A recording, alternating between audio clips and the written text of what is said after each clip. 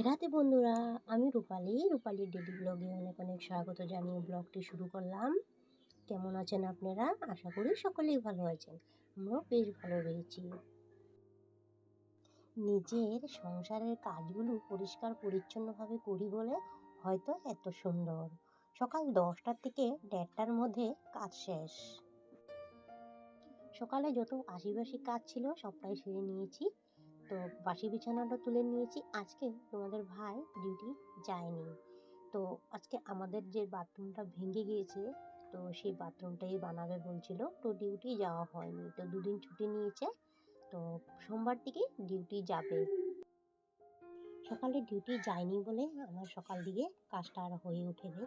যেহেতু আমার সকালে 10টা থেকে ডাল ভাত হয়ে যায় আর আমার দুবেলা রান্না করতে হয়। তো আমি দুপুরে রান্না করতে দুপুরে পছন্দ করি। অনেকে হয় সকালে রান্না করে নিয়ে, আমার এই সকালে রান্না একদম পছন্দ না। আমি জেনে শুনেই দুবেলা রান্না করি। কেন বলো তো? দুপুরে রান্নাটা করলে না দুপুরে গরম গরম থাকে। গরম করে খাওয়াটা আলাদা আর রান্না লগালগ রান্না করে খাওয়াটা আলাদা, ভালো লাগে আর কি। আমি দুবেলা রান্না 3 বেলাই রান্না হয় ধরতে গেলে আমার। তো যাই হোক, এখানে আমি এখন শালগমগুলো আমি পুরো কুড়িয়ে নিচ্ছি। শালগমগুলো বহুত দিন হয়েছে আনা হয়েছে। তো জ্যোতিও এনেছিল, আমাকে এনে দিয়েছিল কিছুটা সবজি। তো দেখি কি ভিতরে একটু শোলাটা হয়ে গিয়েছে, তাই আমি ভাবলাম না, এগুলো আজকে কুড়িয়ে নিই, কুড়িয়ে ঘন্ট বানিয়ে দিই। আর বেশিরভাগ তো শালগমের তরকারি খাওয়া হয়, তাই আমি ভাবলাম না আজকে কুড়িয়ে রান্না করবো। তো যাই হোক, আমার এখানে হয়ে গিয়েছে। তা আজকে আমার বড় ঘরের এই জায়গাটা না এরপর টিপটপ করবো, গুছিয়ে রাখবো। রেগুলার তো করি, তো যেহেতু মাটির ঘর তার জন্য আর কি হয় না, আরও ধুলবালি লেগে আরও একাকার হয়ে যায়। তো ওই সংসারটাকে গুছিয়ে ভালো মতন রাখি বলে আজকে আমার ঘরটা সুন্দর হয়ে আছে। ঘর যেভাবেই থাকুক, ভাঙা হোক চাই পাকা ঘর হোক, ঘর সাজগুজ একটা মেয়ে লোকের উপরে ডিপেন্ড করে। একটা মেয়ে ছেলে একটা ভাঙা ঘরটাকেও পরিপূর্ণতা করে সুন্দরভাবে সাজিয়ে গুছিয়ে রাখতে পারে। দিদিভাই এখানে কমেন্ট করেছে, সোনাতুরি দিদিভাই লিখেছে, যার বাড়ি যাচ্ছি সে আজকে পরোটা ভাজছে। আজকে কি পরোটা দেয় দিদিভাই? এসে পড়ো, তোমাদেরও ওয়েট করছি আমি। আর এই মুক্তাধরা চ্যানেল থেকে বলছে, দিদিভাই বলছে ভিডিও খুব সুন্দর হয়েছে আর স্পেশাল কানেরগুলো। থ্যাংক ইউ দিদিভাই। তো এখানে শিউলি বিশ্বাস দিদিভাই লিখেছে, অসাধারণ লাগলো দিদিভাই। আমি দিদিভাই না, তোমার বোন হবো। Thank you so much. আর প্রতিমা ব্লগ থেকে বলছি, এখানে সরকার থেকে দিদিভাই বলছে, শুভরাত্রি দিদিভাই, শুভরাত্রি দিদিভাই। তোমাকে এখন সবাইকে সকাল থেকে গুড মর্নিং। তা আমি যেহেতু সকালবেলা ভয়েস দিছি তার জন্য। রীতা বিশ্বাস এখানে লাভ লিখতেছে, অনেক ভালোবাসা দিদিভাই তোমাকে। রিমি লাইফস্টাইল থেকে বলছে, কানেরগুলো খুব সুন্দর হয়েছে, খুব সুন্দর হয়েছে ভিডিওটা। থ্যাংক ইউ সো মাচ দিদিভাই। পয়েন্ট দিবে না, পয়েন্ট দিলে ভালো লাগে না, আমার চ্যানেলের ক্ষতি হবে। তুমিও দিও না, তোমার চ্যানেলেরও ক্ষতি হবে।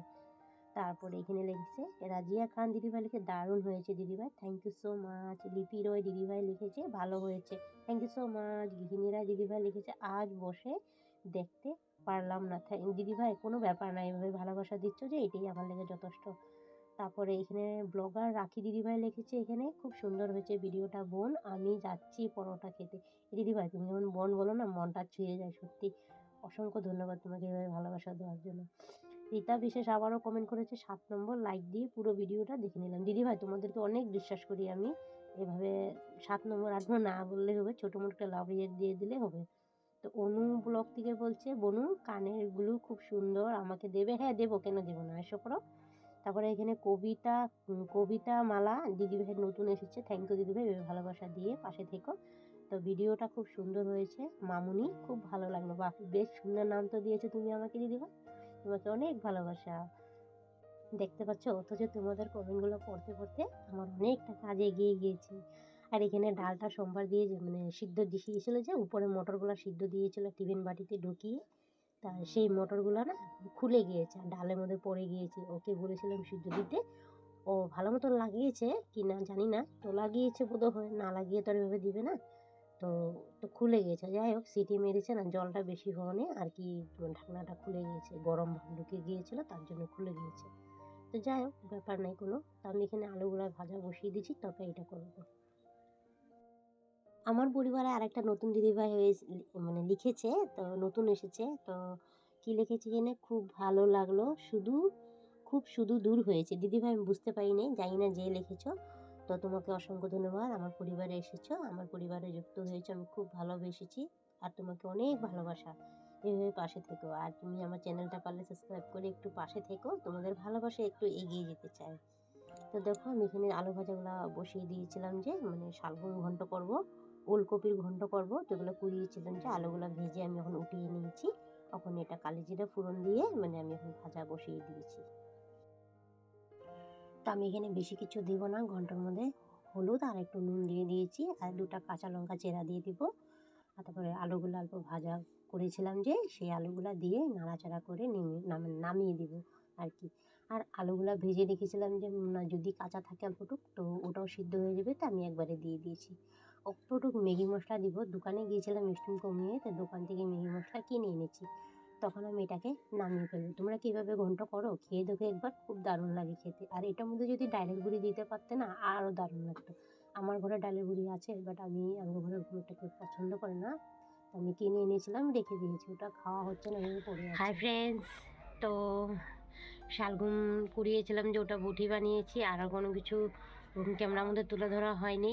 দোকানে গিয়েছিলাম, যে অনেকটা লেট হয়ে গিয়েছিলো, কীভাবে যে বেলাটা চলে যায় না বুঝে উঠতে পারি না। আর তাছাড়া ভিডিও করতে ইচ্ছে করে না, সাবস্ক্রাইবও কমে গিয়েছে, ভিউজও আসছে না ভিডিওতে, কি ভুল করছি জানি না। তোমরা একটু কমেন্ট সেকশানে জানাবে কিছু যদি ভুল করে থাকি।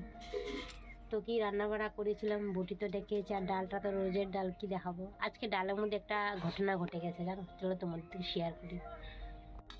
দেখো ডালের মধ্যে কি ঘটনা ঘটেছে। এই দেখো, মটরশুঁটি সিদ্ধ দিয়েছিল বাটির মধ্যে ভিতরে, মানে টিফিন বাটিতে। টিফিন বাটি ঢাকনা খুলে সব মটর এটাতে পড়ে গেল। তো যাই হোক, অল্প স্বল্প উঠিয়েছি। আর এখানে শালগম বটি, এখানে মটরশুঁটি আলুর তরকারি। বিকাল দিকে খাওয়া দাওয়া করে একটু শুয়েছিলাম, তো ঘুমের থেকে উঠতে উঠতে অনেকটা লেট হয়ে গিয়েছে। বাইরে গিয়ে দেখি সবাই বসে আছে, তখন কটা বাজে, 5:30 বেজে পার হয়ে গিয়েছে। তো কীভাবে যে ঘুমিয়েছি, চোখ লেগে গেছে বলতে পারি না। একজনের দিদিভাইয়ের ভিডিও দেখছিলাম, তো দেখতে দেখতে শুয়ে পড়েছি, আর কমেন্ট করেছি রাতের বেলা। তো যাই হোক, তো আমি এখানে ঘুম থেকে উঠে মুখ চুখ ধুয়ে চাটা বসিয়ে দিয়েছিলাম, মার জন্য চা করে নিয়েছি, আর আমাদের জন্য দুধ চা করে নিয়েছি। তো বন্ধুরা, চা তো আমার হয়ে গিয়েছে, তো আমি ভয়েস ওভার দিচ্ছি সকালবেলা, তো কিছু নয়েস আসলে একটু ম্যানেজ করে নিও, আমাদের জায়গা ওরকম একটা ঠিক না, আর বারবার বলতে ইচ্ছে করে না, তোমরা একটু ম্যানেজ করে নিও। কী করবো, উপায় নেই, এভাবেই চলতে লাগবে। তো যাই হোক, তো আমি এখানে চা করে অল্প মুড়ি ভেজে, মানে ভালোই আছে মুড়িগুলা, তো আমি ভাবলাম বাদাম মানে ছিল কাঁচা বাদাম, তো ওগুলো একটু ভেজে নিয়েছি। আর মেলাতে গিয়েছিলাম না, চটপটি এনেছিলাম, সেই চটপটি আর বাদাম দিয়ে মুড়ি দিয়ে একটু মানে গরম গরম ভেজে নিলাম, চা দিয়ে খেতে দারুণ লাগে। কে কে খাবে চলে এসো আমাদের ঘরে। আর বন্ধুরা, আজকের ভিডিও কোনো অংশ যদি তোমাদের ভালো লেগে থাকে, তো প্লিজ চ্যানেলটা সাবস্ক্রাইব করে তোমরা পাশে থেকো। আর হ্যাঁ, লাইক দিতে ভুলো না, অনেকে লাইক দিতে ভুলে যায়, তার জন্যই বললাম। তো প্লিজ লাইক দিয়ে ভিডিওটা কন্টিনিউ করে দিও। যারা অলরেডি কাজগুলো করে রেখেছো, তোমাদেরকে অসংখ্য অসংখ্য ধন্যবাদ। যারা নতুন আসছো, প্লিজ ভিডিওটা লাইক দিয়ে কন্টিনিউ করে দিও। যারা দূরের থেকে দেখছো, দূরে কাছে দিয়ে যেখান থেকে দেখছো ভিডিওটা, প্লিজ স্কিপ করো না, কমেন্টে জানিও কেমন হয়েছে ভিডিওটা। তো রাতে রান্নাতে আমি এসে পড়েছি।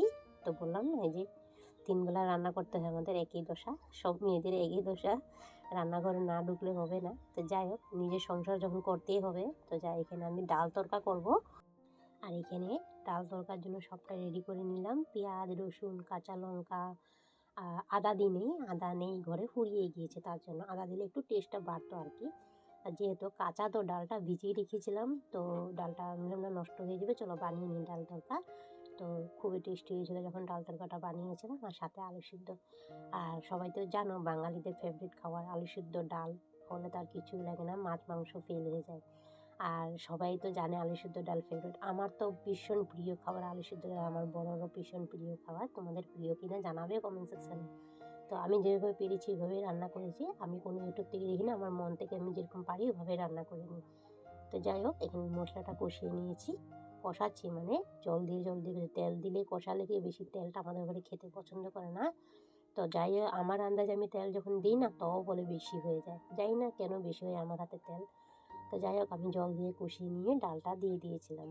তো ডালটা কেমন হয়েছে এটা জানাবে, দেখো কি সুন্দর হয়েছে, আর পুরো ঘন টাইপ হয়ে গিয়েছিল, জানো তো, দেখতে পাচ্ছ, হয়ে গিয়েছে। তো আজকের ভিডিওটা আমি এখানে শেষ করছি, আগামীকাল আর একটা ভিডিও নিয়ে চলে আসবে। সবাই ভালো থাকবে, সুস্থ থাকবে।